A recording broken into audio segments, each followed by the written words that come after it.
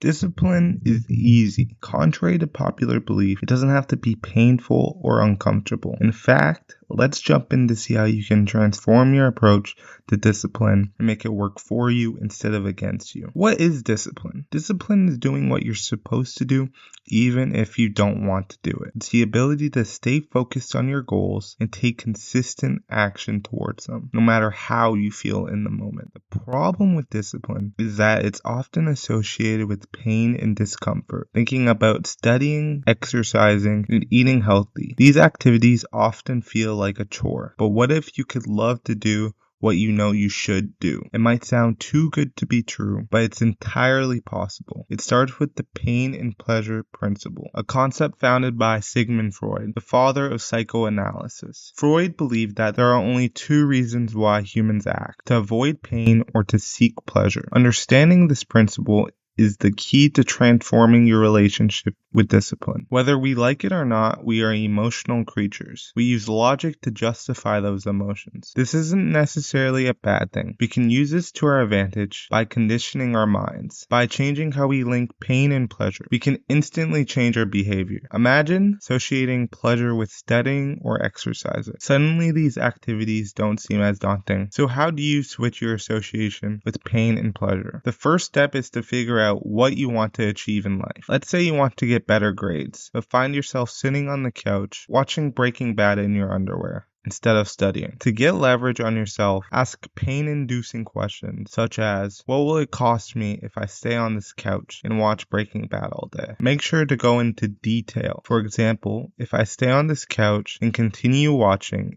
it will cost me my grades. If I don't get the grades I want, it will lead to an unfulfilling career. I'll be stuck with the job that I hate. This negative visualization can be powerful. Often, the thought of missing out on our dreams is a stronger motivator than the thought of achieving them. The greatest leverage you can use is internal. Knowing that you haven't lived up to your standards can lead to amazing change. On the flip side, don't forget about positive visualization. Picture yourself achieving your goals. Imagine the satisfaction and the pride you'll feel. Visualize the rewards and the impact on your life. This dual approach, using both negative and positive imagery, can be incredibly motivating. Remember, change is not a question of capability. It's a question of motivation.